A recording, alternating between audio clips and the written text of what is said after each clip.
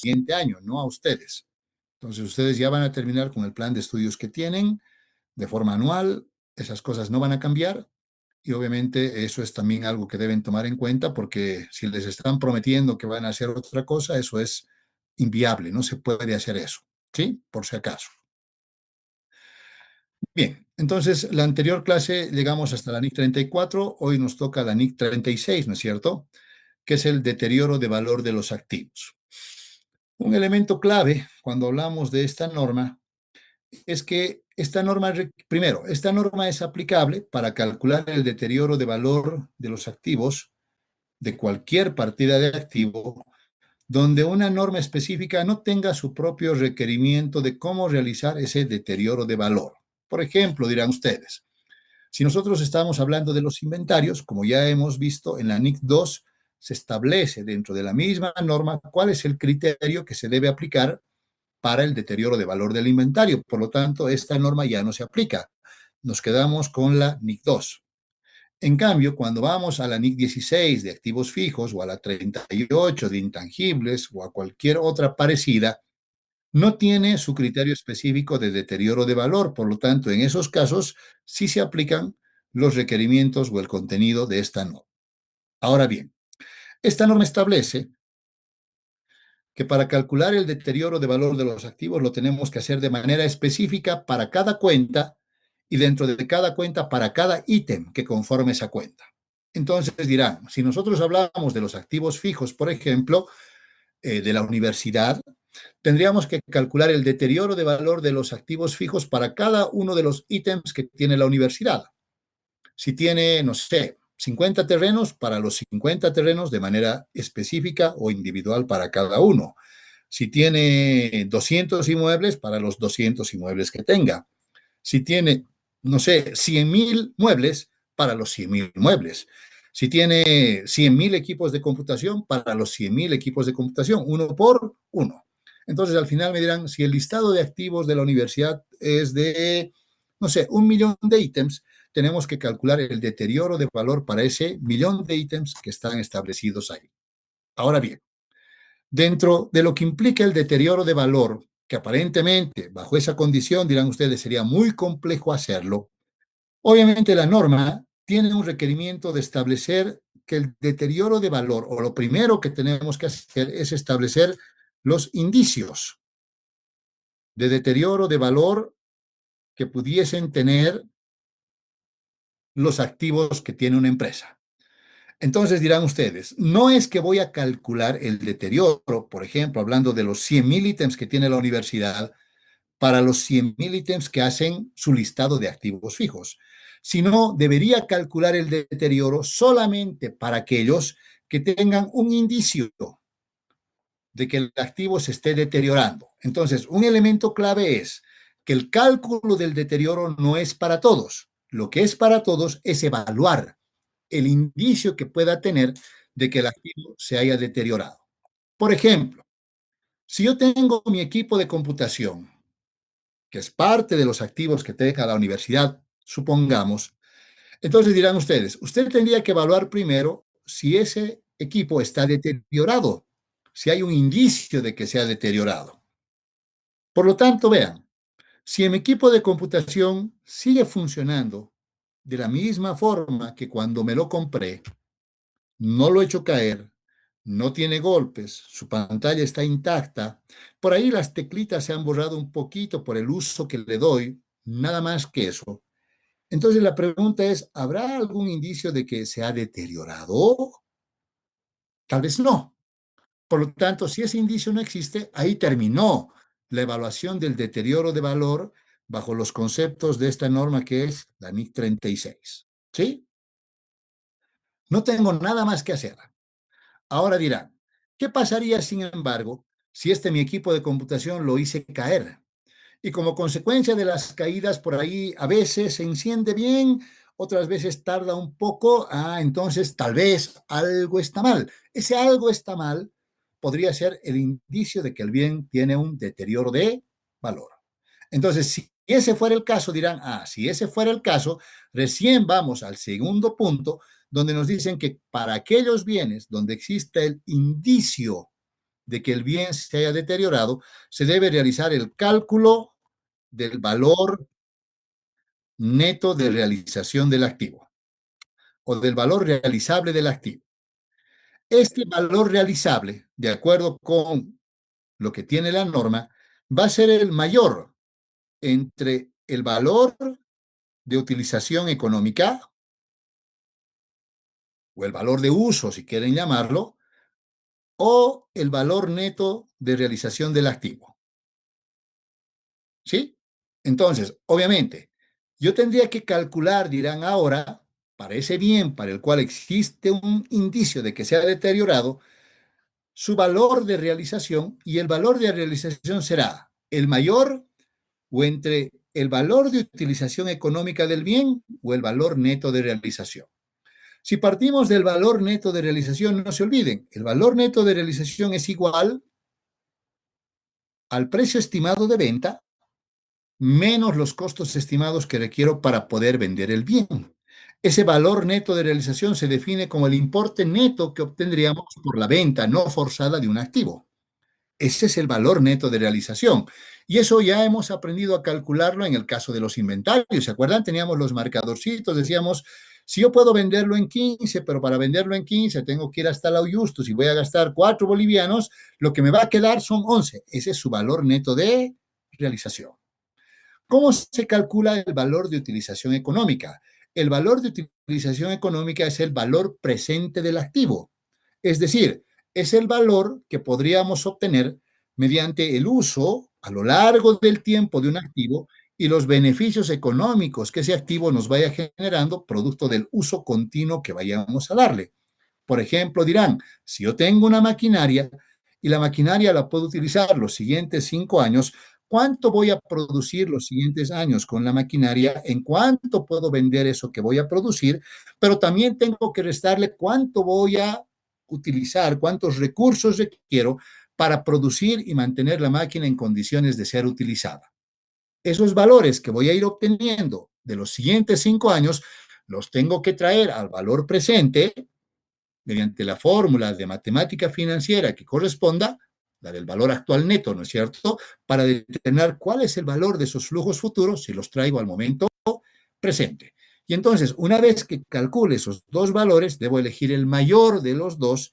Y una vez que tenga eso, recién determino, si ustedes quieren, hago la determinación del deterioro de valor. Ahora, ¿cuándo se dice que un activo está deteriorado? Se dice que el activo está deteriorado cuando el valor realizable del activo es mayor, perdón, es menor al valor en libros que tenga ese mismo activo. Entonces dirán ustedes, si como consecuencia de esto, por ejemplo, determinamos que el valor de realización de un activo es de 10,000, pero el valor en libros del activo es de 12,000, quiere decir que el activo se ha deteriorado. Si nos ocurre lo contrario y el valor en libros es de 12,000, pero el valor realizable del activo es 15,000, no le pasó nada, no se ha deteriorado, no hay nada que hacer. Entonces, solamente para aquellos donde determinemos que ese valor realizable es menor al valor en libros, recién hacemos el reconocimiento del deterioro de valor mediante el registro contable que corresponda.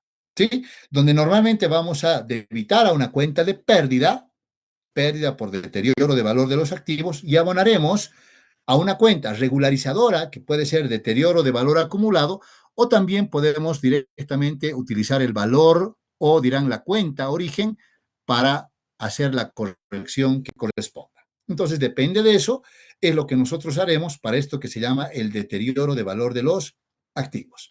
Vean, en esencia, no es una norma compleja, pero sí requiere de mucho criterio para aplicarla y también dirán ustedes de muchos conocimientos sobre las particularidades de los activos para determinar inclusive cuál de los criterios es el que vamos a aplicar, o el valor de utilización económica o el valor neto de realización, que obviamente dependerá mucho de la naturaleza de los activos.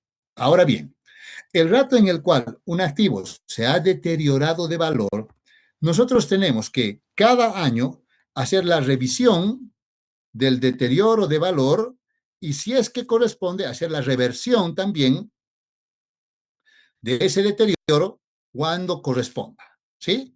Entonces, un activo que se ha deteriorado, dirán, nos obliga a tener que calcular el deterioro todo el tiempo que le resta de su vida útil.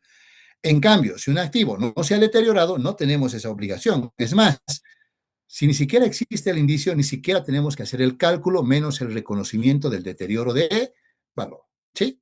Entonces, cuando ya lleguemos a estudiar esta norma de manera específica, vamos a ver todos los diferentes escenarios que pueden aparecer y por ahí lo único que vamos a simplificar, porque lo vamos a hacer en algún momento y luego vamos a obviar, es el cómo calcularía estos valores, que lo vamos a ver en el marco de conceptos, aplicando las fórmulas, tablas de amortización, todo lo que quieran, pero que luego lo vamos a simplificar ya cuando obviamente tengamos que aplicar las normas, entendiendo que como ya sabemos hacer todos esos cálculos, ustedes fácilmente pueden también desarrollar los ejercicios. ¿Sí? Eso es la NIC 36 que habla del deterioro de valor de los activos. Si tienen alguna pregunta, levantan la mano o en el chat escriben su pregunta, no hay ningún problema para que podamos seguir avanzando. La NIC 37 habla de lo que son las provisiones, los pasivos contingentes y los activos contingentes. Esta norma es muy interesante. Parte de una condición particular de la definición de lo que es un pasivo, estableciendo que un pasivo es una obligación presente, es decir, algo que existe hoy, que viene de sucesos pasados, por supuesto, y que implica la necesidad de que en un determinado momento del tiempo tengamos que desprendernos de recursos para cancelar la obligación. Entonces, básicamente, esta norma, sin embargo, establece que no todos los pasivos son iguales, o sea, no todas las obligaciones son iguales, sino que muchas de las obligaciones van a tener incorporados diferentes grados de incertidumbre cuando hablemos de ellas. Entonces, esta norma, por ejemplo, hace referencia a la condición de que lo primero, implícito, ¿se dan cuenta? Él habla de los pasivos, donde dice, en los pasivos no existe incertidumbres. En un pasivo se supone que la empresa sabe con exactitud cuánto es lo que debe pagar y el momento en el cual debe pagar. Por ejemplo, cuando obtenemos un préstamo bancario, dirán ustedes, el rato que nosotros obtenemos el desembolso por el préstamo bancario, ya tenemos clara la idea de en qué momento debemos pagar la obligación y el importe que debemos pagar por esa obligación, incluidos sus intereses y los costos financieros relacionados. Ese es un pasivo pasivo. Por lo tanto, dirán, ahí no hay incertidumbres. Sin embargo, existen otro tipo de obligaciones sobre las cuales empiezan a aparecer incertidumbres. Esas obligaciones pueden estar relacionadas, por ejemplo, con el momento en el que deba realizarse el pago o el importe que se debe pagar. O sea, yo tengo una incertidumbre, dirán ustedes, de que no sé exactamente cuánto voy a pagar, ni sé el momento en el cual voy a pagar, o no sé alguno de los dos. A ese tipo de obligaciones se las define conceptualmente como provisiones. A eso se llaman provisiones. ¿Sí? Entonces dirán, las provisiones que son obligaciones, también son pasivos, ¿se dan cuenta? Pero pasivos sobre los cuales nosotros tenemos cierto grado de incertidumbre. La incertidumbre, que la vamos a poner aquí, puede tener que ver con el momento en el cual deba realizar el pago o el importe que deba pagar de esa obligación. Entonces, a esos dirán, conceptualmente se las llama como provisiones. Entonces, si quieren verlo así, una provisión también es un pasivo, pero es un pasivo en el cual existe una incertidumbre, ya sea en cuanto al monto que debo pagar o al momento en el cual debo pagar. Pero vean, no existe incertidumbre sobre la obligación existe. Por ejemplo, una provisión para indemnizaciones. Ojo, con O, no con E, provisión. Entonces dirán, una provisión para indemnizaciones, yo la voy a calcular en función de qué. Es una obligación que tengo, vean, la obligación ya existe por el trabajo que los empleados o los trabajadores de la empresa desarrollaron en el pasado. La obligación ya existe. A hoy yo sé que tengo que pagarle su indemnización por todo el trabajo que hicieron durante el tiempo de permanencia que tienen en la empresa. Lo que no sé es en qué momento les voy a pagar, porque no sé cuándo o los voy a retirar o se van a retirar de la empresa. Ahí tengo una incertidumbre, pero la obligación existe. Por el otro lado, tampoco sé cuánto les voy a pagar el rato que se vayan. También hay una incertidumbre sobre el importe que voy a pagar. Pero aún así me dirán, aunque yo tenga incertidumbre sobre el importe, este importe que debo pagar lo puedo estimar de forma fiable. O sea, puedo determinar a hoy cuánto es lo que debería pagarles cuando se vayan, si es que se fueran hoy. Es la obligación que tuviera que pagar hoy. Por lo tanto, aunque no tenga el monto exacto, tengo una estimación que se basa en información que es fiable. A eso se llama una provisión. ¿Sí? Entonces, las provisiones, ojo, también son pasivos. Están dentro del concepto de pasivo, pero no se olviden que los diferencia de los pasivos pasivos. ¿Por qué? Porque hay una incertidumbre, ya sea de el momento en el cual deba pagar o el importe que deba pagar. Ahora bien, ¿qué pasa cuando estas incertidumbres son cada vez más grandes? Cuando los niveles de incertidumbre son mayores, le pondremos. ¿Qué significa eso? Que obviamente yo no sé cuándo voy a pagar, tengo una duda respecto de cuándo podría pagar, pero también tengo una duda respecto del importe que voy a pagar y además no puedo estimar con fiabilidad ese importe. Y es, por ejemplo, el caso, dirán, de un juicio. Puede ser que alguien le inició un juicio a la empresa y entonces la empresa hoy tiene la incertidumbre de decir, ¿y será que puedo ganar o será que puedo perder? Esas incertidumbres mayores se definen como que, vean, la probabilidad de pago es posible. En cambio, aquí dirán, en los pasivos, yo tenía que pagar sí o sí. Esto era cierto.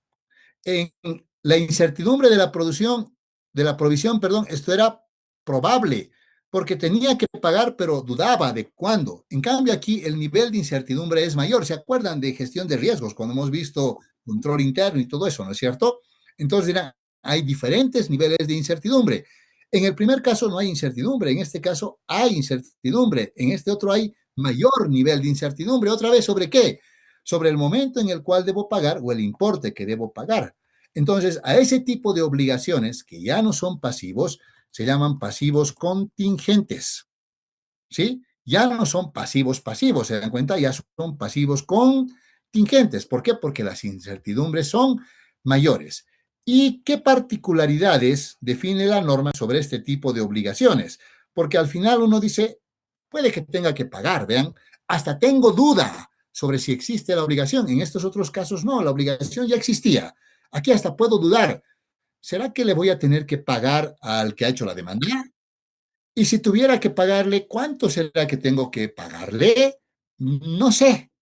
Por lo tanto, dirán, no voy a poder ni estimar, y menos determinar cuánto tendría o cuándo tendría que pagar, porque depende de una decisión de una tercera persona que es el juez.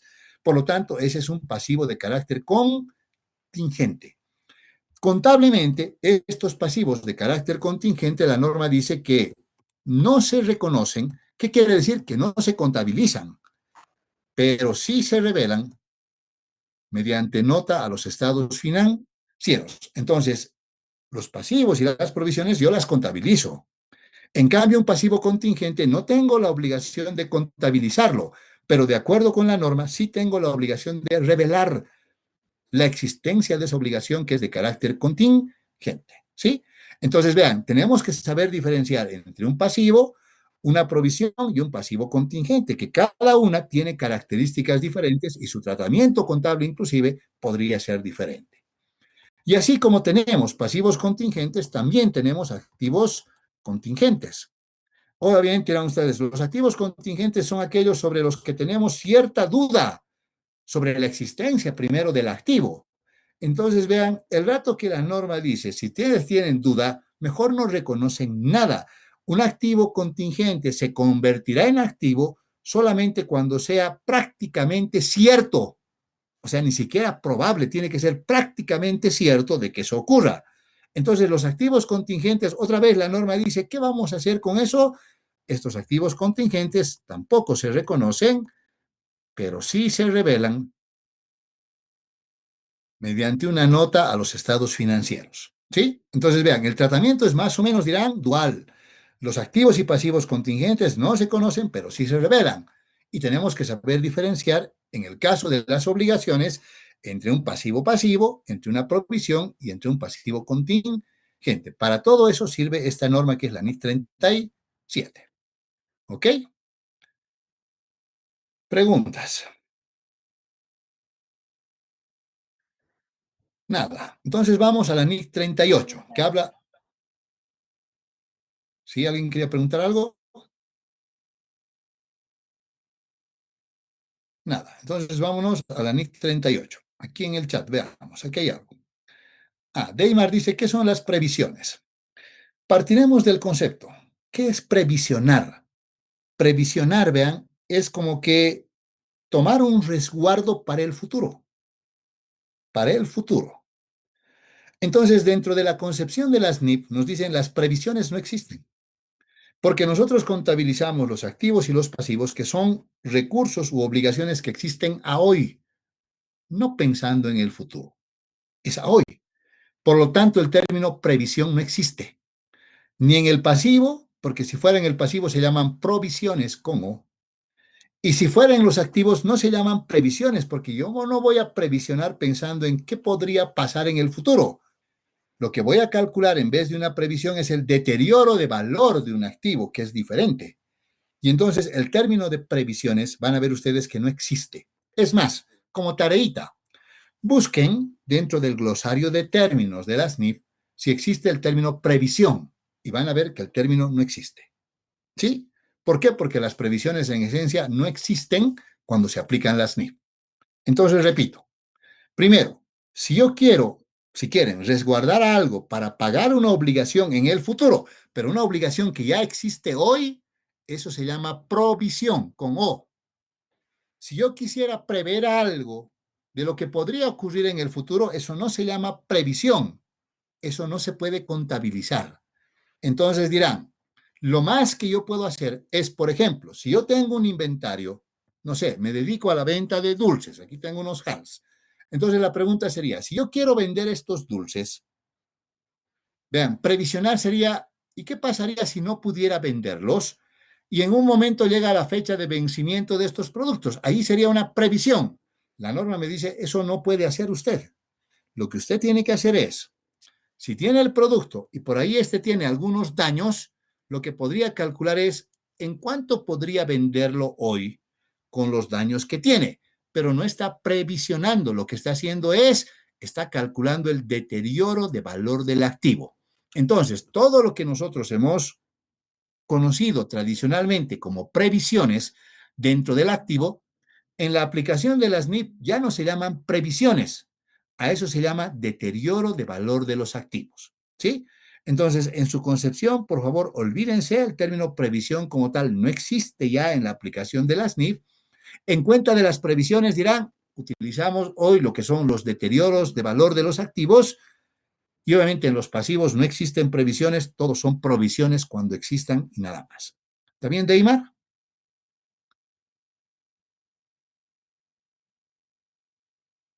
Deimar.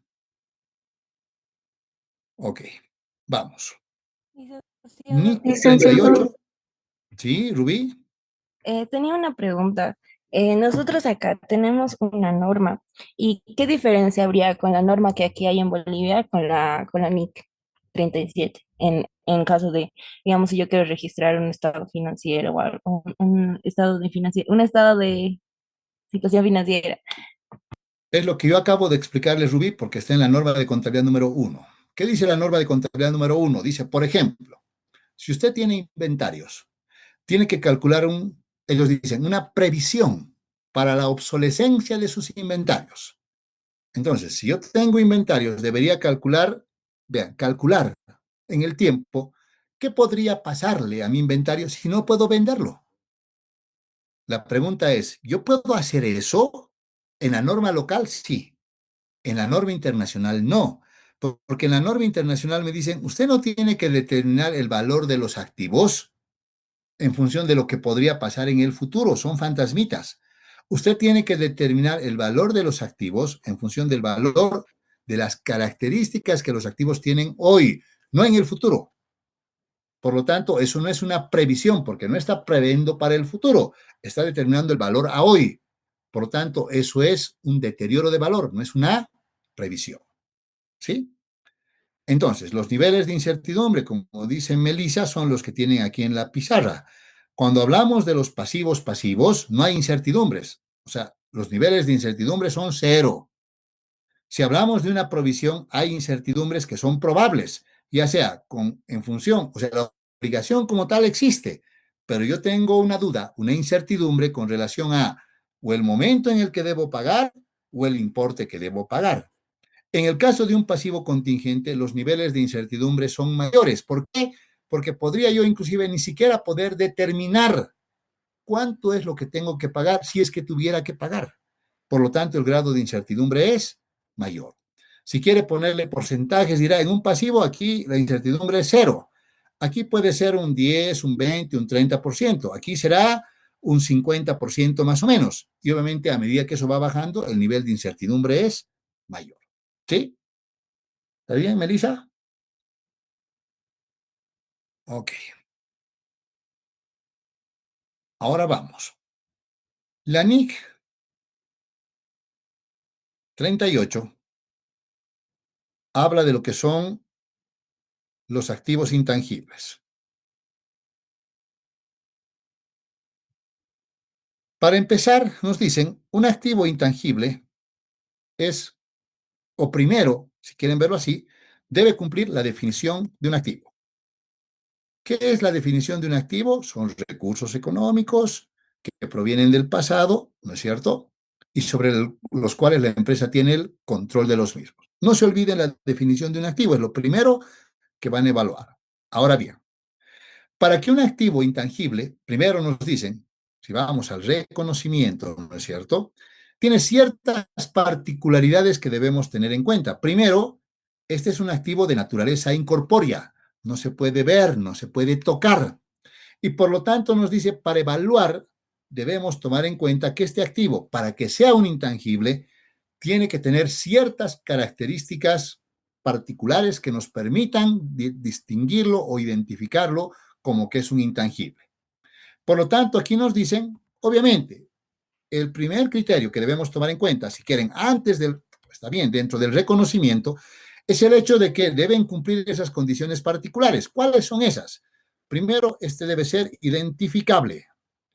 ¿Qué quiere decir que sea identificable? Quiere decir que lo tengo que poder separar, lo tengo que poder segregar de otro tipo de bienes que por ahí yo pudiera tener y pudiera poderlos negociar de forma independiente. Eso significa identificable.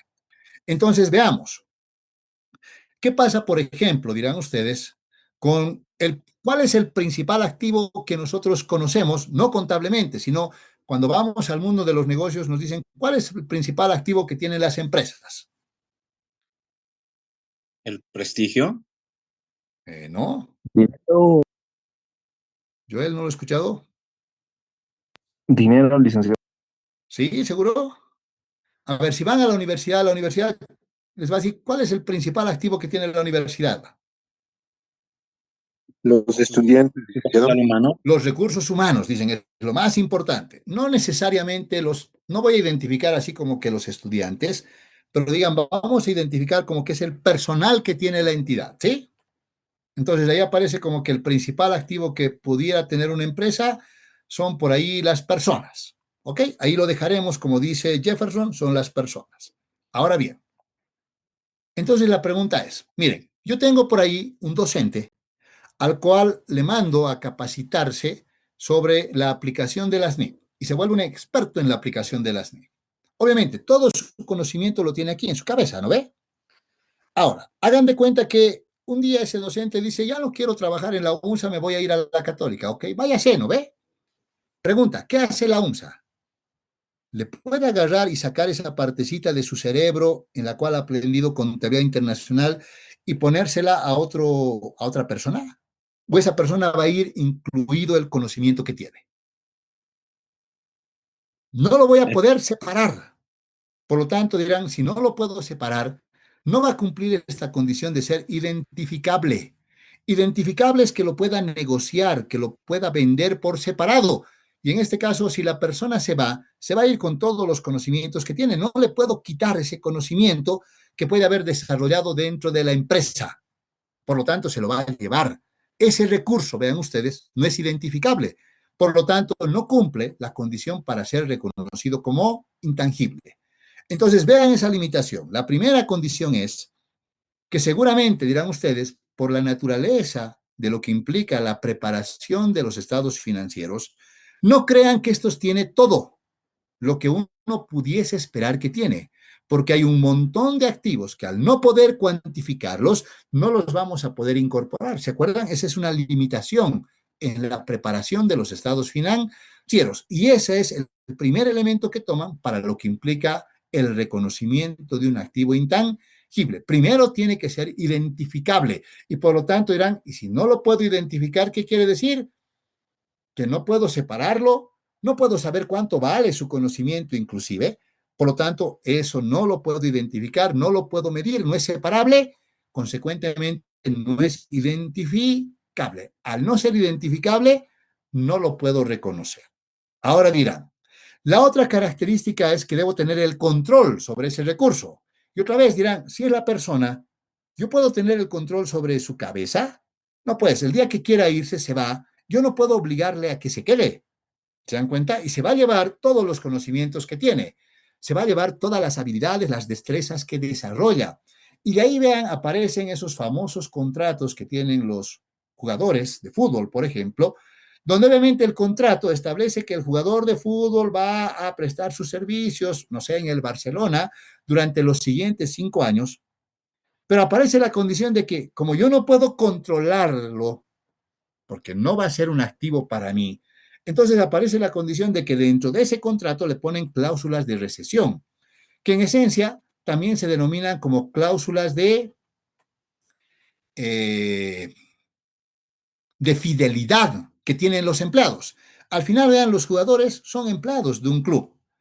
Pero si ellos quieren irse antes, le dicen, si usted quiere irse antes de los 5 años, no sé, al Paris Saint-Germain, al Inter o a cualquier otro, entonces usted o cualquier, o el club que quiera llevárselo, tiene que pagar su cláusula de recesión. ¿Por qué? Porque yo no tengo pues el control. Si usted quiere irse, se va a ir nomás.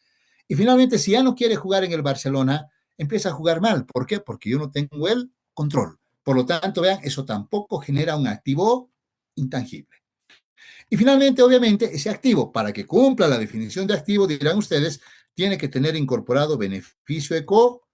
Si no tiene beneficio económico, por supuesto, ya no es un activo. Y entonces el elemento más importante, dirán, tal vez el primero que deberíamos evaluar es la capacidad que tenga ese recurso de generar flujos de efectivo en el futuro, ya sea a través del uso de ese intangible o ya sea a través de la venta que podamos hacer de ese.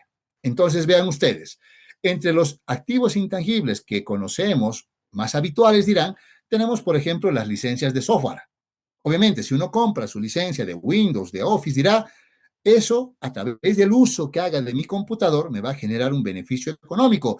Puedo utilizarlo de la forma que quiera, puedo cargar esa licencia en el computador que yo quiera, tengo el control. Y finalmente, si un día no quiero utilizarlo, hasta se lo puedo transferir a alguien. Entonces quiere decir que es identificable. Pero vean, cuando he comprado la licencia, ahora me dirán, ¿qué pasa si yo he desarrollado la licencia de forma interna?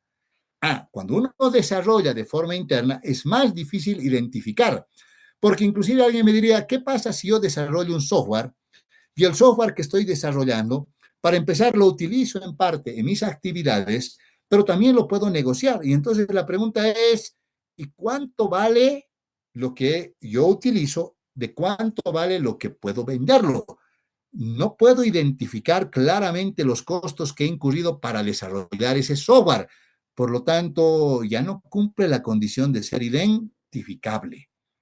Ahora, vean, otro elemento importante que hay que tener en cuenta es la condición de que entonces dirán ustedes, aquí nos ponen una regla y es muy clarita, que yo puedo reconocer cualquier activo intangible siempre y cuando éste provenga de la compra. En cambio, dirán ustedes, cuando es de desarrollo interno, aquí la norma me dicen, primero usted tiene que evaluar si ese desarrollo interno proviene de actividades de investigación y desarrollo y obviamente a partir de eso definir si cumple o no cumple la condición o estas características para ser reconocido como intangible. Cuando lo compro, así como lo he comprado de forma separada, vean, ya es identificable, ya tengo el control, ya tiene beneficio económico, ahí no hay mucho problema. El problema es cuando yo lo desarrollo internamente. ¿Qué pasa cuando yo desarrollo internamente? Vean, yo estoy desarrollando, supongamos, un software para realizar, no sé, la auditoría de estados financieros. Entonces me dirán, si usted está empezando el desarrollo del software, lo más probable es que esté en una etapa de investigación. ¿Qué significa investigación? Que estoy buscando un conocimiento nuevo. O tal vez estoy desarrollando una aplicación en base a un conocimiento que puede existir el conocimiento, pero la aplicación como tal no existe. Por lo tanto, es algo totalmente nuevo. Ahora viene la incertidumbre. ¿Usted está seguro de que va a lograr desarrollar la aplicación? Uno dice, puede que sí, puede que no. O si quieren, me voy a otra condición como quiero desarrollar la vacuna o quiero buscar la vacuna contra el SIDA. Y vean, alguien diría, pero hace 50 años que hay laboratorios que han estado buscando la vacuna contra el SIDA y hasta ahora no lo logran. ¿Por qué? Porque es un conocimiento que no tiene la humanidad todavía. Está en una etapa de investigación. Por lo tanto, uno dice, todos los desembolsos que yo voy incurriendo para desarrollar la vacuna contra el SIDA serán un activo y la pregunta, vean, se responde en facilito. Dirán, ¿tengo la probabilidad de obtener beneficio económico? ¿Me va a generar dinero esa vacuna? Cuando la tenga, pero ahora como no la tengo todavía, no la tengo todavía, puede que lo logre, puede que no, es incierto. Como no es probable la generación de beneficio económico, todos los desembolsos que incurramos en la etapa de investigación, la norma dice, se contabilizan como un gasto. ¿Por qué? Porque no existe todavía la probabilidad de beneficio económico. En cambio, cuando vamos a la etapa de desarrollo, ¿qué significa? Significa que la investigación ya dio como resultado algo favorable, que ya tenemos un conocimiento nuevo. Por lo tanto, nos dicen, ahora que ya tienen la vacuna contra el SIDA, si entran en una etapa de desarrollo, lo cual implica que todavía tienen recursos para desarrollar la vacuna, tienen un mercado, un conjunto de personas que están dispuestas a pagar por esa vacuna y se cumplen otras condiciones que generen dinero, eso recién se puede contabilizar como un activo. Entonces, vean, no todo no todo lo que se incurre en desarrollar, por ejemplo, es intangible, va a ser un activo, sino solamente aquello que provenga de las actividades de desarrollo, mientras que todo lo que viene de la investigación se contabiliza directamente como un gasto. ¿Sí? Ahora dirán, ese es el reconocimiento. ¿Qué pasa con la medición de esos activos intangibles? Y la norma dice, obviamente, vamos a tomar en cuenta que hay una medición inicial, que será el momento en el cual se compra o se desarrolla el activo, en cuyo caso eso se contabiliza al valor de costo, el costo de adquisición o el costo de desarrollo, o de manera posterior nos dicen también podemos utilizar, igual que en los activos fijos, o el modelo del costo, o podemos utilizar el modelo de la revaluación. Exactamente igualito con el mismo tratamiento contable. Entonces, ¿se pueden revalorizar los intangibles? La respuesta es sí. Pero aquí vean, hay una condición adicional que pone la norma y dice, sí podemos revalorizar los intangibles, pero siempre y cuando exista un mercado activo. ¿Por qué? Porque el valor, el modelo de la revaluación implica la determinación de un valor de mercado, un valor razonable. Por lo tanto, ese valor razonable tiene que venir del mercado, no de una suposición que alguien pueda tener, no de una formulita, no de una tablita, tiene que venir de un valor de mercado. Entonces, cuando hablamos de ese valor de mercado, dirán ustedes, nos dicen, tiene que establecerse en un mercado activo. ¿Qué es un mercado activo? Es un mercado en el que todo el tiempo existen primero esos recursos que están disponibles. Se pueden negociar en cualquier momento. Segundo, hay oferentes y demandantes que están deseosos de hacer transacciones y donde además existe la información para hacerla.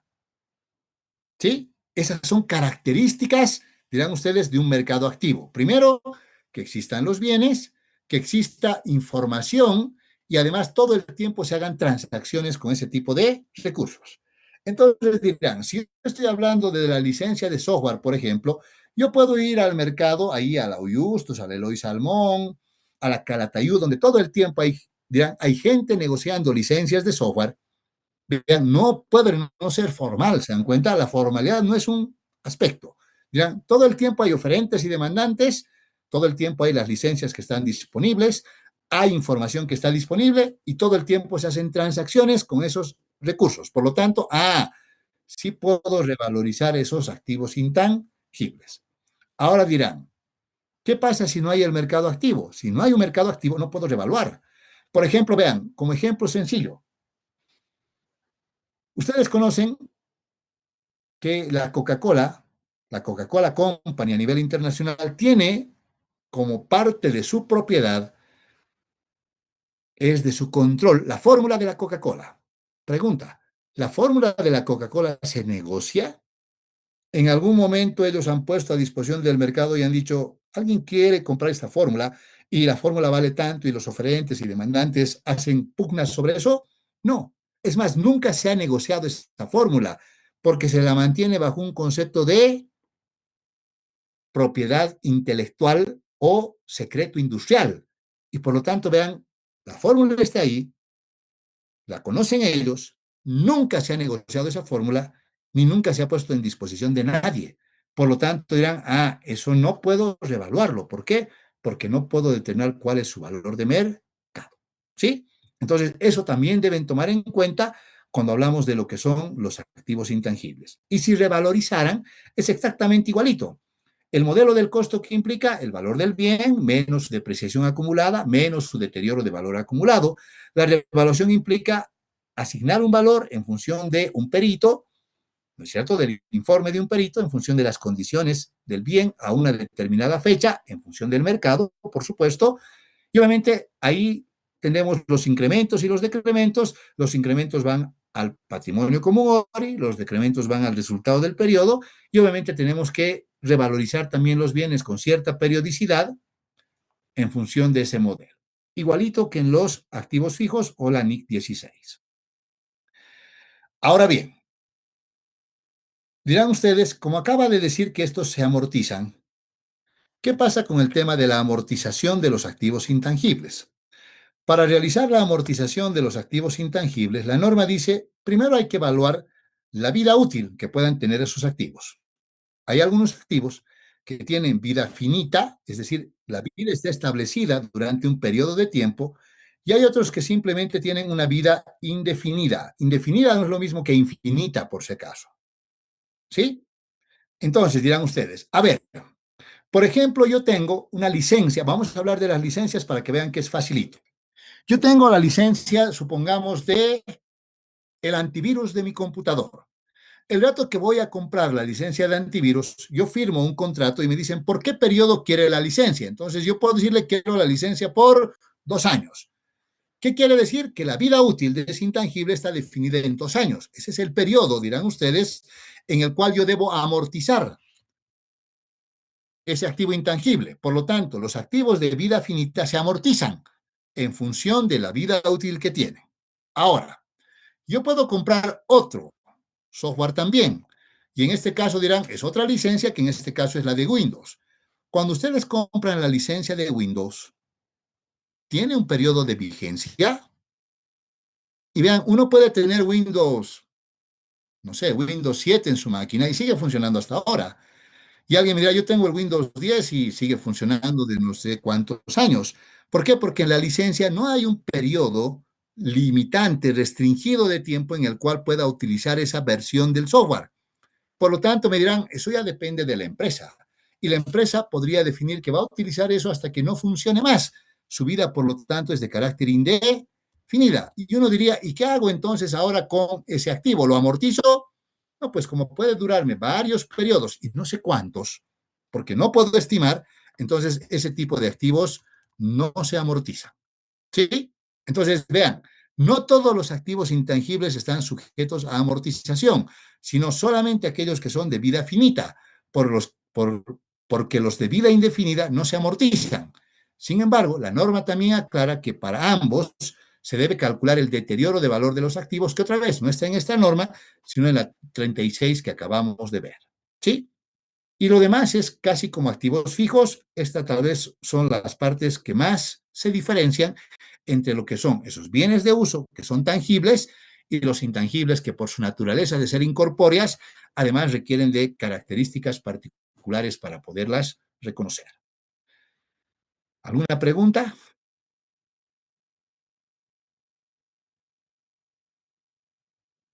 Nada. Vamos a la siguiente. Nos toca ahora la NIC 40. La NIC 40 hace referencia antes para que no se confundan, ¿sí? La NIC 39 ya la hemos visto, ¿no es cierto? Es la parte que queda antigua de la norma que solamente se aplica para la medición de cierto tipo de instrumentos financieros que son aquellos considerados como instrumentos financieros derivados. Por lo tanto, cuando hemos visto todas las normas relacionadas con lo que son instrumentos financieros, ahí ya hemos utilizado esa norma. ¿Qué pasa con una franquicia? Una franquicia es también un activo intangible, Kelvin, ¿sí? Exactamente igualita. Ahora dirán, yo puedo adquirir la franquicia a veces de forma indefinida. Otras veces puedo adquirir la franquicia, por ejemplo, para utilizar el nombre de Burger King en Bolivia. Es una franquicia, ¿sí? Entonces yo compro la licencia, si quieren, para abrir los restaurantes de Burger King y el contrato tiene un periodo de tiempo. Entonces la franquicia que pago puede estar en función de ese periodo de tiempo, pero también me dirán, también podría estar en función de la cantidad de hamburguesas que vendo. Pero vean, al final es un activo intangible. ¿Durante qué periodo se va a amortizar? Durante el periodo que dura el contrato por el cual hemos suscrito la franquicia. ¿Sí? Es igualito. Es de vida finita. Ahora, si yo desarrollo una marca, supongamos, yo voy a fabricar un nuevo tipo de cuaderno y lo voy a llamar cuaderno UMSA. Me dirán, ¿y cuánto vale el nombre del cuaderno UMSA? Como yo lo he desarrollado, no tiene un valor, ¿se dan cuenta? Porque es un activo desarrollado internamente. Entonces me dirán, como no lo puedo identificar, está aquí, no lo puedo identificar, no lo puedo reconocer. Es más, puede que yo haya desarrollado toda una estructura para desarrollar esa marca UMSA, pero no la puedo determinar cuánto vale. Peor si van al tema de un negocio. La marca como tal, UMSA, tiene un valor. La pregunta es, ¿cuánto vale la marca UMSA? No lo voy a determinar nunca hasta el rato que alguien quiera y me diga, quiero comprarle la universidad. Y ahí le podría asignar un valor a la marca UMSA, pero no antes. Por lo tanto, me dirán, eso tiene que ver con un negocio conjunto. Eso no es identificable. Esa marca no es identificable. ¿Sí? Por lo tanto, no la puedo reconocer. Ya vamos a ver muchos más ejemplos cuando lleguemos a esa norma de manera específica, ¿sí? Ahora veamos. Cuando hablamos de la NIC 40, que habla de propiedades de inversión, para que vean que es facilito, denle la vuelta. Dirán, son inversiones en propiedades. Entonces, la definición aquí nos dice son inversiones en bienes inmuebles. Bienes inmuebles, dirán, son terrenos y edificios. Sí, eso es. Ahora bien, ¿cuál es la diferencia? Que cuando yo hablo de una inversión, el flujo de efectivo que va a generar esta inversión de forma independiente, generado de forma independiente, puede venir a través de la generación de rentas, las cuotas de alquiler, por ejemplo, que puedo cobrar, o finalmente dirán de la enajenación o la venta que pudiera tener, o las plusvalías que pudiera generar este activo durante el tiempo. Esa es la diferencia de una propiedad de inversión con relación a un activo fijo, donde obviamente el flujo de efectivo no lo voy a obtener de forma separada por rentas o venta, sino lo voy a obtener a través del uso continuo. Esa es la diferencia. Ahora bien, entonces ya saben cuándo voy a reconocer. El rato que yo decido que un terreno o un edificio, por ejemplo, no lo voy a utilizar, sino quiero destinarlo a ser alquilado, entonces me dirán, por el alquiler de eso voy a recibir una renta y por lo tanto ese edificio o ese terreno será una propiedad de inversión. ¿Ok?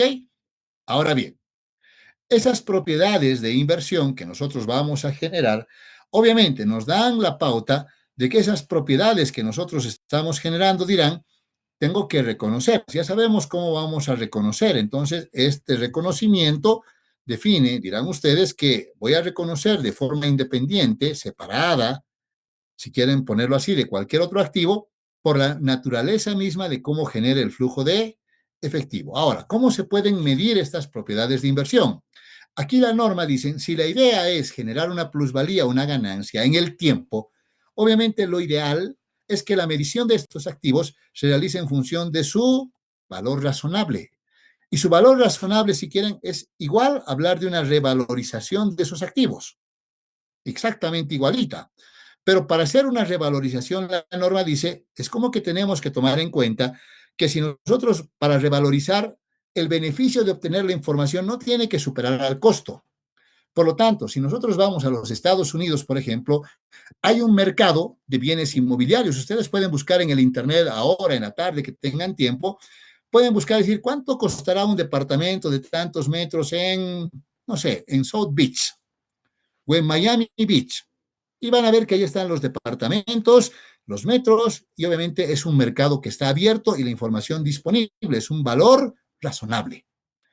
Pero si yo quiero saber cuánto cuesta un departamento en la calle 21 de Calacoto o en San Miguel, en la zona sur de La Paz, me dirán, no sé, porque no hay un mercado inmobiliario formalizado en Bolivia que me defina los precios de los inmuebles. Por lo tanto, eso es difícil.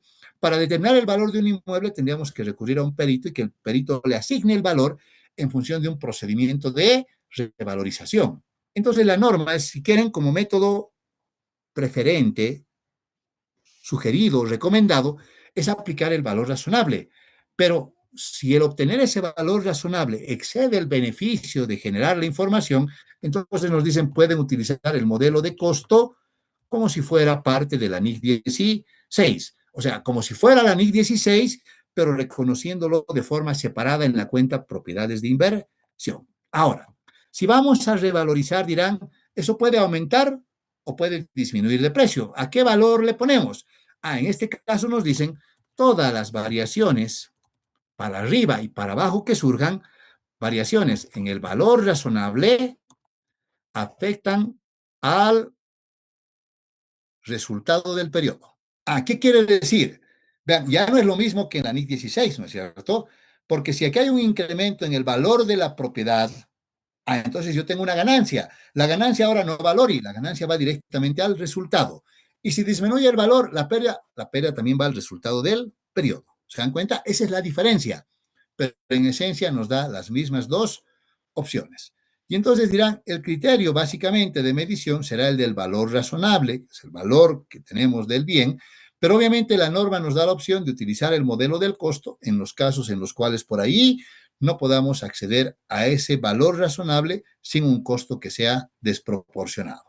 Y luego vamos a ver que hay un montón de otros detallitos, pero por ahí esto es lo más importante de esa norma. ¿Alguna pregunta?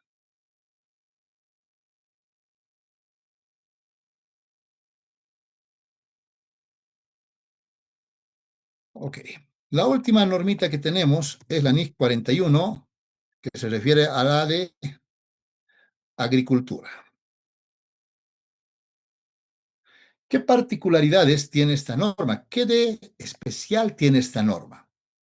Cuando hablamos de esta norma, nos dicen, hay un conjunto de empresas que por la naturaleza de su operatoria de negocio trabajan fundamentalmente con ciertos recursos, pero recursos que en esencia tienen una vida propia, como pueden ser las plantas, los animalitos, que por su naturaleza dirán tienen una vida propia, aunque nosotros seamos propietarios de esos bienes, de esos recursos, por ahí aparece la condición de que, vean, al final, yo puedo tener mi animalito, pero si mañana se enferma y se muere, no puedo hacer nada. Tengo mi plantita, le entra una plaga y se muere mañana, no puedo hacer nada porque tienen una vida propia. Y entonces vean, la principal condición que ellos tienen, dice, toda la medición de esos recursos, que pueden ser animales o plantas, se la realiza bajo el criterio de lo que es el valor razonable, el valor de mercado a una determinada fecha. Y vean, vamos a partir, a ver, vamos a buscar aquí, para que sea fácil, un perrito. Yo no soy bueno dibujando, prefiero buscarse un perrito ahí. O sea, aquí tengo un perrito. Caramba. Este chapicito bonito, vamos a ponerlo aquí.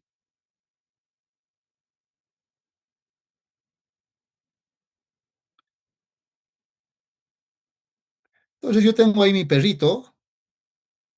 Dirán ustedes, tengo mi perrito chapicito. A ver, lo vamos a... Para que no se entre nada más, ahí está mi perrito chapicito, ¿sí? Ok. Entonces, hoy me compré este perrito, supongamos, y resulta que el valor que tiene este perrito hoy es de, no sé, bolivianos 300. Ese es el valor, dirán, de costo, pero a la vez es el valor de mercado, es lo que he comprado el perrito hoy. Ok, ahí tengo mi perrito, ¿sí? Pero dirán, este es mi perrito macho. Ahora vean, no me gusta mucho hablar de esto por la terminología, a veces ustedes pueden decir medio vulgar suena, pero así funciona todo esto que es el tema de la ganadería más que todo. Y entonces dirán, ahí tengo mi perrito macho y tal vez se me ocurre ahora compro otro igualito, pero que sea hembrita, ¿no ve? De la misma raza, el mismo pedigrí si quieren, y por ahí vean, por ser hembrita me cuesta 400 bolivianos. Entonces, si es el momento cero y yo tengo estos mis dos animalitos, nada más que eso, dirán, el valor de mi, no sé, de mi inventario si quieren, porque me he comprado estos con propósitos reproductivos, entonces el inventario de mis bienes es de 700 bolivianos a su valor de hoy. Aquí está el perrito, la hembrita o el machito, y aquí está la hembrita, que normalmente es más cara. ¿Estamos bien hasta ahí? Ahora, por cuestiones de la naturaleza, yo nada tengo que hacer con eso, ¿no ve? De aquí a unos meses, resulta que sigo teniendo mi perrito hembrita, el machito también, pero resulta que ahora dirán, aparecen sus crías.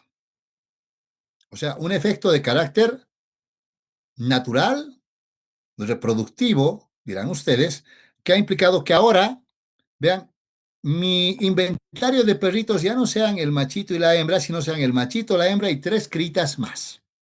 ¿Ok?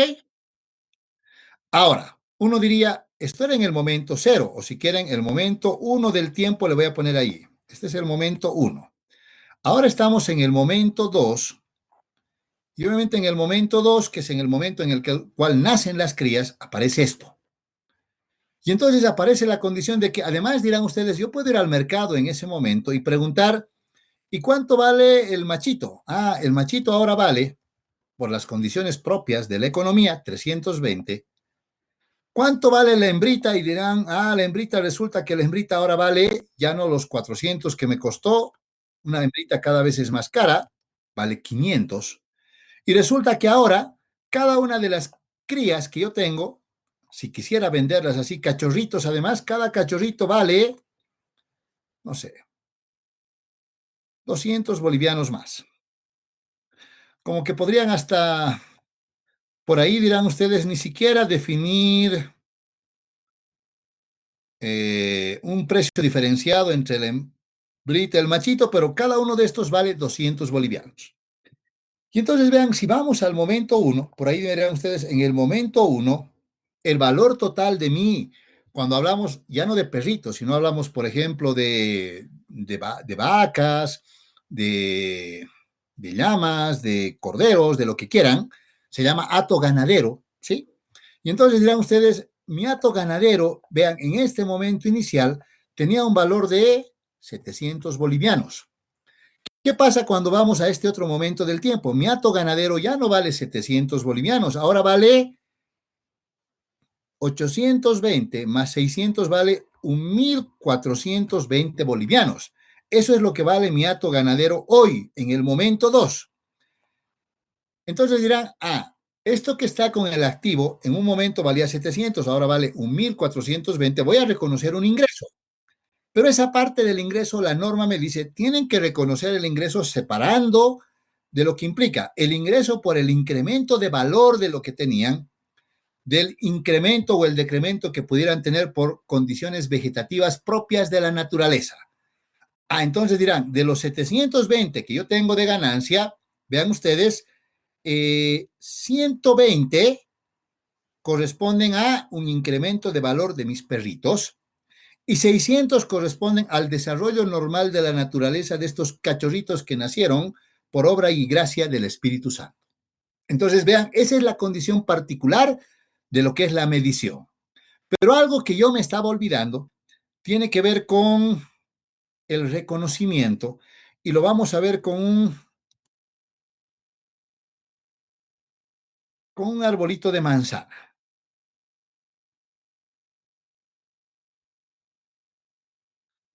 Ok, este de aquí para que sea fácil. Entonces dirán, a ver, ¿qué ocurre?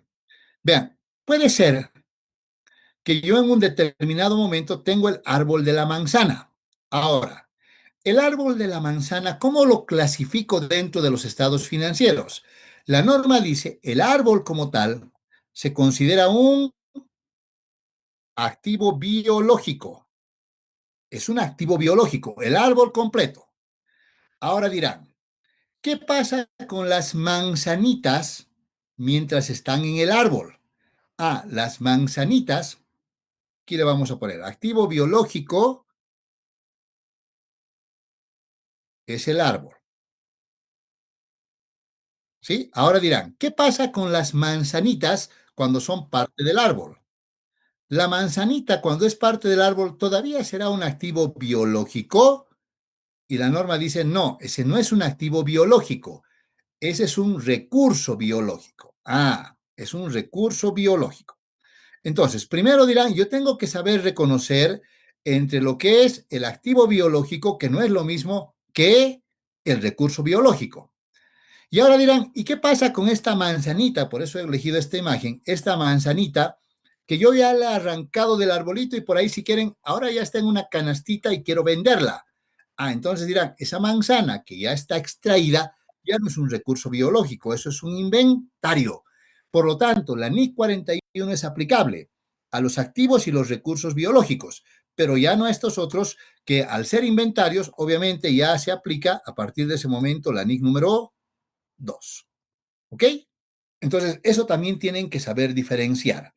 Entonces, esa es una condición particular, por eso tenemos dentro de nuestra malla curricular una norma específica que habla de esto, donde obviamente nos permitirá identificar todo este tipo de elementos que nosotros tengamos dentro de lo que implica la operatoria de cierto tipo de negocios. ¿Ok? ¿Se entiende? Sí, licenciado. Sí, Sí, licenciado. licenciado. Ok. Para terminar todo esto del repaso que estamos haciendo de las normas que existen a nivel internacional, nos vamos a tomar unos minutitos para repasar rápidamente esto que se conoce como la NIC para las pymes. Cuando en el año 2003 hasta el 2005, el Consejo Emisor de Normas, que es el IASB, empecé a desarrollar las NIP completas. Obviamente, siempre ellos partieron de la condición de que esas normas estaban orientadas, porque partía del requerimiento de la IOSCO, de transparentar el funcionamiento de los mercados de valores y la información que va a los mercados de valores. Por lo tanto, normalmente dirán ustedes, las empresas que cotizan en la bolsa son las grandes empresas. Y al otro lado aparecieron las pequeñas y medianas empresitas reclamándole al IASB, diciéndole que esa norma completa, así como ustedes la tienen, es demasiado grande para ellos. Y entonces como que ellos esperan que el IASB les desarrolle una normita de acuerdo al tamaño y con las características propias de lo que implican las pequeñas y medianas empresas. Entonces, en el tiempo, si ustedes recuerdan, dirán, el IASB, que fue creado en el 24 de mayo, cuando se convierte en la Fundación IFRS, ellos definen la condición de que uno de sus objetivos es considerar, obviamente cuando sea necesario, las necesidades de un rango de tamaños y tipos de entidades de diferentes escenarios económicos. Y ahí es como que clasificaron a las entidades, no tanto vean por el tamaño, sino en función del requerimiento de la información, entre aquellas que son de interés público, y por lo tanto cotizan sus acciones en la bolsa de valores, si quieren las grandes, y aquellas que por ahí son pequeñas y medianas que no tienen interés público porque no cotizan sus acciones en un mercado de valores. Y ahí es que en el año 2009, después de tanto que presionaron especialmente los países de Latinoamérica, se publicó finalmente la NIF para pymes. Ya no son las NIF, es una sola, es la NIF para pymes, que rápidamente fue traducida al español. Vean, en 3 meses se tradujo la norma y que ofrece una estructura alternativa. ¿Qué significa una estructura alternativa? Que está aquí. Es el hecho de que cuando una empresa diga que quiere aplicar la NIF para las pymes, ya no puede aplicar las NIF completas.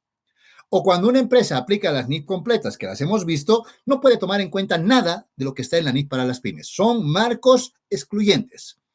Por lo tanto, una empresa debería primero elegir si va a aplicar las NIF completas o va a aplicar la NIF para las pymes. Y esa norma está formada por la norma como tal, tiene su base de conclusiones y tiene también su guía de aplicación, si quieren, como estados financieros ilustrativos. Desde que se empezó a desarrollar esta norma en su primera versión, emitida el año 2009, siempre se tomó en cuenta que esa norma se iba a basar en las NIP completas, en las NIP íntegras, eliminando ciertos criterios de reconocimiento, medición y revelación que podrían no ser aplicables a las pequeñas y medianas empresas. Y esa reducción, vean ustedes, implicó una reducción de más o menos el 90% del compendio completo de las NIF. Entonces, si volvemos al año 2009, cuando las NIF más o menos eran 4.000 páginas, esta norma, incluida su guía de implementación, no pasaba de las 400 páginas. Una reducción de más o menos el 90%. Y obviamente entendiendo que esta solamente puede ser utilizada para aquellas empresas que no tengan responsabilidad pública. ¿Sí? Por lo tanto, obviamente, esa norma empezó a aplicarse y tal vez lo primero que deberíamos aplicar es, ¿y qué significa responsabilidad pública? Es varios usuarios interesados.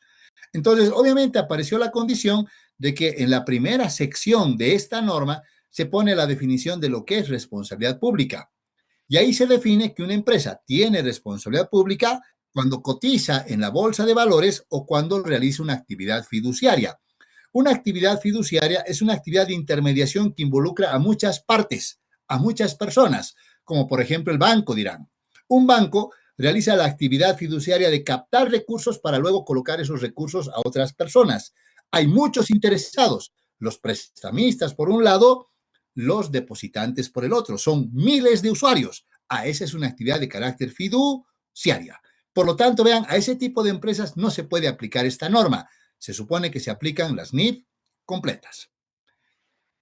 Como consecuencia de esto, esta norma estableció también que se iba a establecer, como era para pequeñas y medianas, no iba a cambiar tanto como las NIF, que en su momento cambiaban hasta casi todos los días, sino que ellos dijeron, vamos a darle estabilidad y esta norma va a tener una vigencia de 3 años y cada 3 años se va a revisar la norma.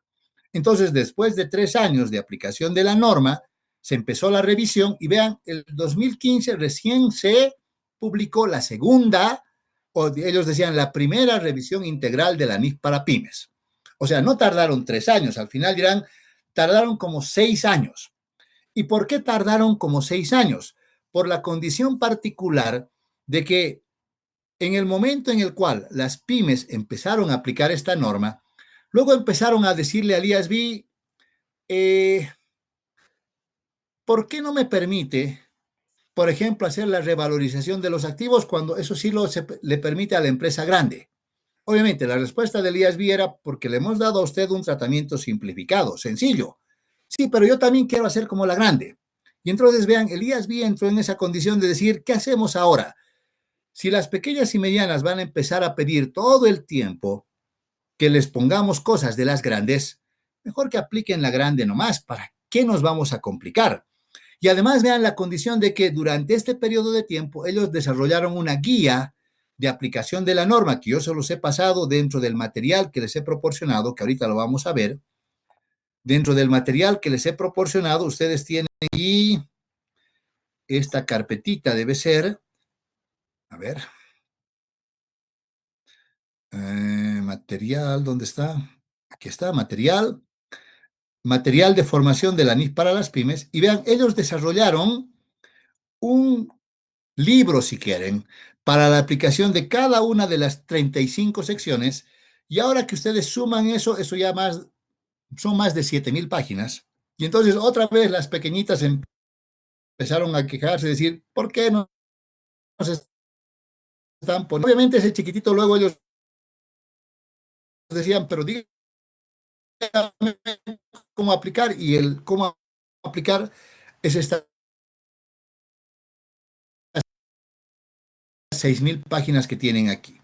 Y entonces, vean, otra vez entraron en el conflicto de, ¿será que vale la pena mantener esa norma o no? Y al final dijeron, ok,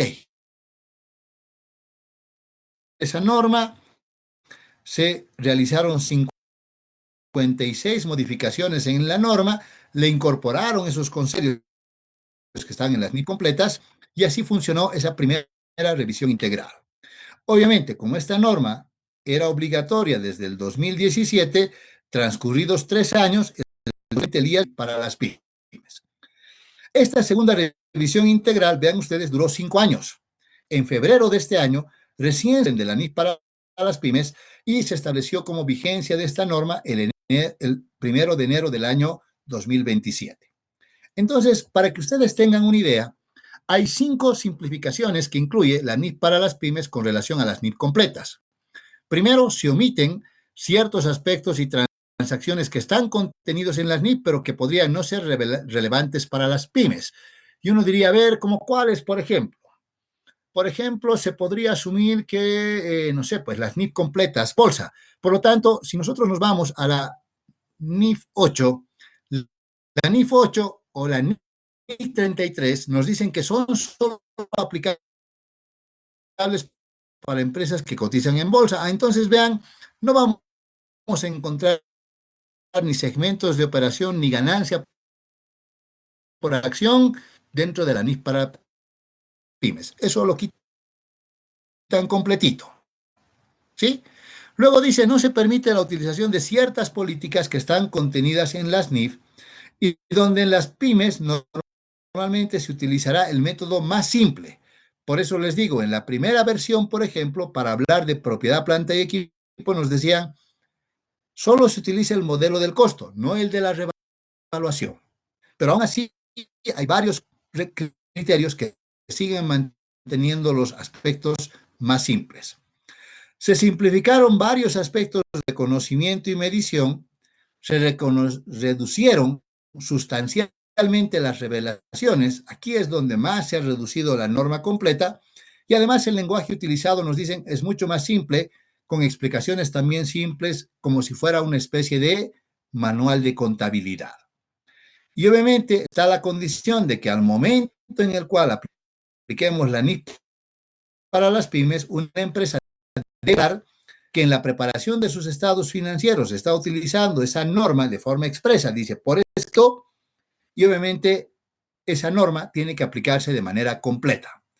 Para facilitar su entendimiento, como les decía, esa norma está redactada en 35 secciones. Ahora vean, la sección es la de pequeñas y medianas entidades, donde da la clasificación precisamente de las que tienen interés público y las que no tienen interés público. Ahora vean, ¿cuál es la empresa grande en Bolivia? Que no sea del Estado. La PBN. Cervecería. Jóvenes señoritas, la cervecería. Pregunta, ¿la cervecería cotizará sus acciones en el mercado de valores? No, no están inscrita. ¿Realizará una actividad fiduciaria? Tampoco. Entonces, vean, la empresa más grande de Bolivia podría aplicar la NIF para las pymes. Aplicar la cooperativa San Andrés, que aglutina un conjunto de docentes que quieran, es voluntario, se dan cuenta, ser parte de esa cooperativa. Entonces, por ahí tiene, no sé, 500 afiliados. Alguien diría, pero es una pequeña entidad. Sí, por más pequeña que sea, como realiza realice una actividad fiduciaria, que es la intermediación financiera, es una empresa con interés público. Ya no puede aplicar la NIF para las pymes, tendría que aplicar las NIF completas. Para que vean que no es tan fácil como clasificación de tamaño y nada más. ¿Ok?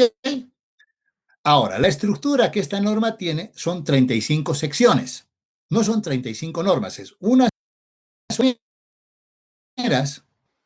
de la 2 a la 10 tienen que ver con lo que son conceptos generales relacionados con la preparación de estados financieros. Inclusive vean una sección para cada estado financiero. ¿Sí? Eso es de la 2 a la 10. La 11 habla de los instrumentos financieros. La nueva sección de la 12, de la medición del valor razonable. ¿Por qué les digo la nueva? Porque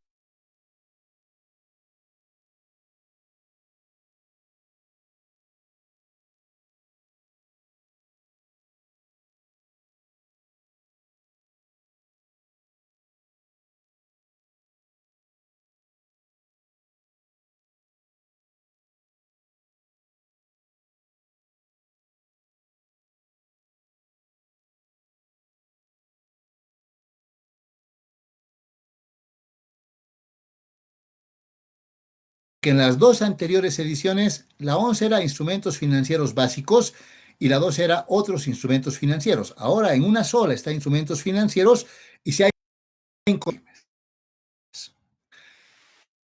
Obviamente, dentro de esta revisión, por si acaso, de los conceptos, es decir, que todas las definiciones que tiene hoy la NIF para las pymes están alineadas a las NIF completas. ¿Sí?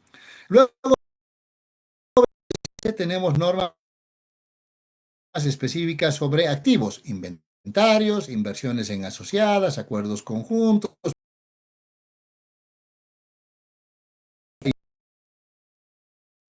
relacionadas, actividades especiales y las quiero cosas simples. Y eso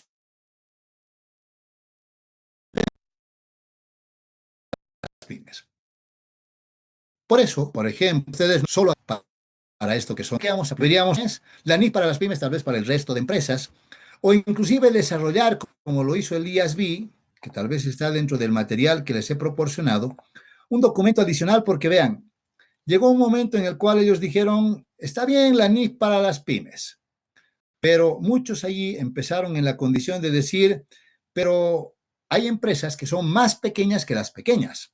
A esas se llaman microentidades. Entonces, vean, en el año 2013, si mal no recuerdo, ahorita vamos a ver, sí, el 2013, la Fundación IFRS, además de, dijeron, ya no vamos a hacer un tercer juego de normas. Lo que vamos a hacer para esas que ustedes dicen que son más pequeñas que las pequeñas, se los vamos a hacer una guía de aplicación, si quieren, de la NIF para pymes para microentidades. Y entonces se lo hicieron un resumen del resumen, más o menos, ¿no ve? Si la NIF para pymes era más o menos 400 páginas, ahora se lo volvieron 88 páginas para esto que es la NIF para las pymes. Eso también tiene material y pueden revisarlo el rato que quieran. ¿Sí? Y esa es la historia de todo lo que implica el marco normativo a nivel internacional. ¿Preguntas hasta aquí? Nada. Entonces, el día lunes, el día miércoles, como les decía, no tenemos clases. El día lunes vamos a empezar con otra forma de estudio. Vamos a empezar con el marco de conceptos.